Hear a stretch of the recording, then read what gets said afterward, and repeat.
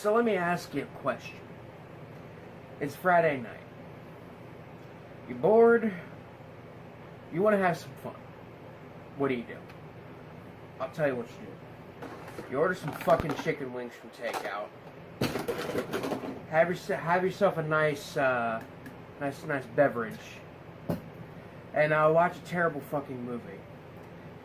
I just got done watching a horror film from 1972, science fiction horror film, I guess, from 1972. The Body Shop, also known as Dr. Gore. I think Dr. Gore is a bit of a better title for this film. Let me just fucking, there we go. Dr. Gore, I think, is a bit of a better title for this movie because I think it's more eye-catching than The Body Shop. Essentially, what we have here is a really bad movie made by this guy whose name I can't remember because I am a bit under the influence at the moment. And, but basically, this guy was a collaborator with Herschel Gordon Lewis. God rest his soul, the godfather of gore himself, the man who gave us the splatter film genre with his classic film, Blood Feast. And what we have here is one of his collaborators, one of his people who often helped him do effects, helped him produce his films. We have one of these people who worked with him make their own standalone feature that they wrote, directed, and starred in. And boy, is it bad. Let me dive right into this.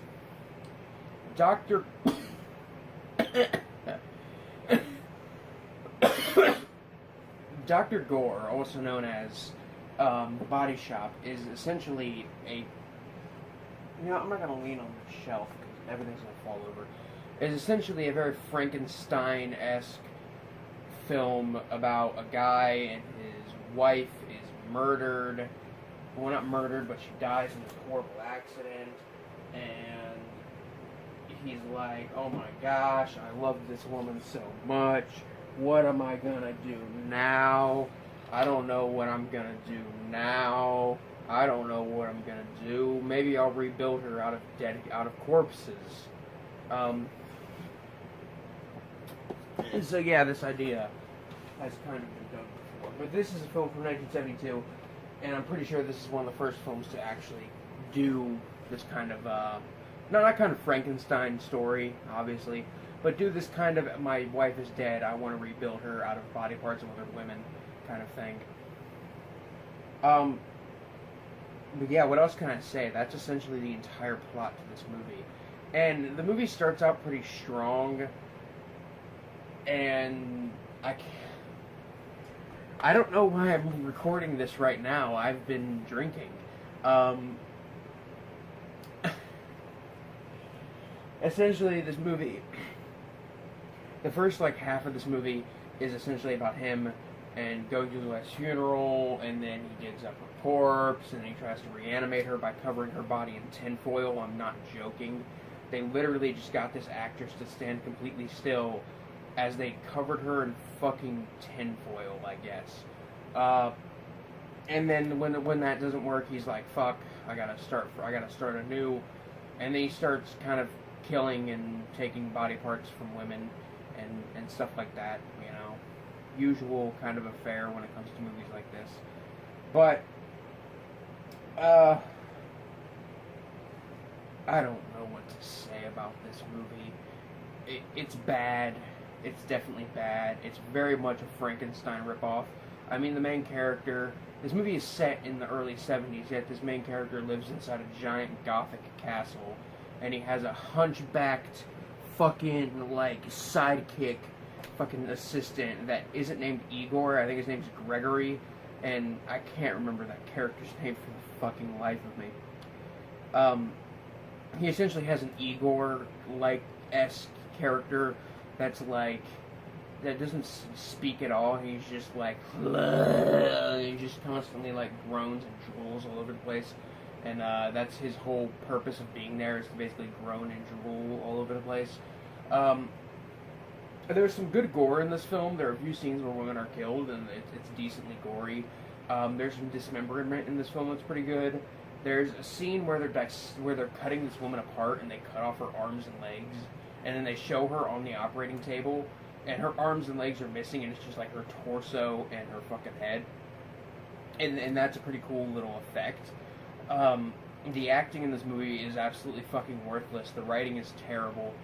The characters are really just fucking terrible all around, and did I forget to mention this film's so poorly written, it doesn't even have a fucking ending. Like, the ending it comes to a close with isn't, I wouldn't consider really an ending to a film at all. And that's basically it. It's got some decent gore, not decent, pretty good actually, gore effects.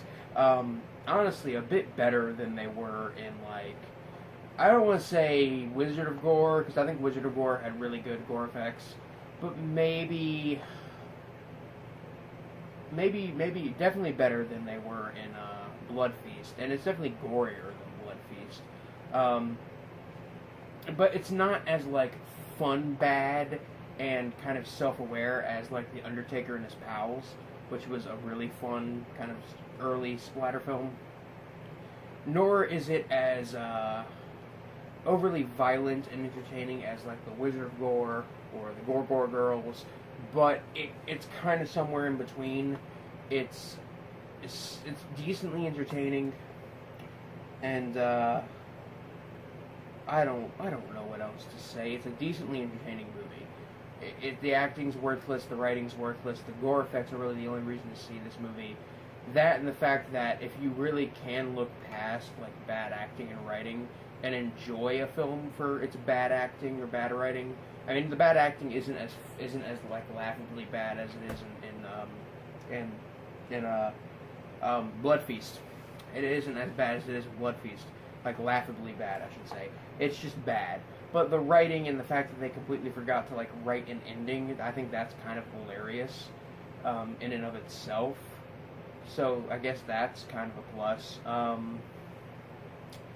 Did I forget to mention that the only professional actor in this film didn't have a single line of actual dialogue? Yeah, the only actual actor in the film did not have a line of dialogue. Everybody else was just like, hey, I'll be in this piece of shit movie. On the Gore meter from 1 to 10, 1 being something like Nosferatu, 10 being something like Peter Jackson's Brain Dead, we have this film, Body Shop, also known as Dr. Gore, sitting at a 4. A 4, maybe a 4.5. There's some dismemberment here and there. There's nothing really that extreme. But it's still a decently entertaining movie.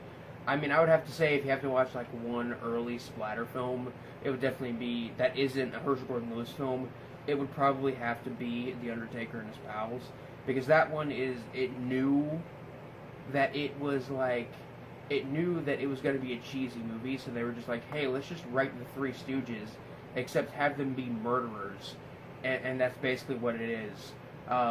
So, all in all, I would recommend Undertaker and His Pals to you guys. It's a great movie.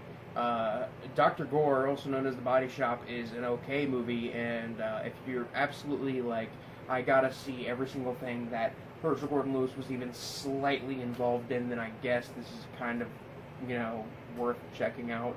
I don't think I'll ever watch it again, and I feel kind of lied to, because I heard it was pretty fun.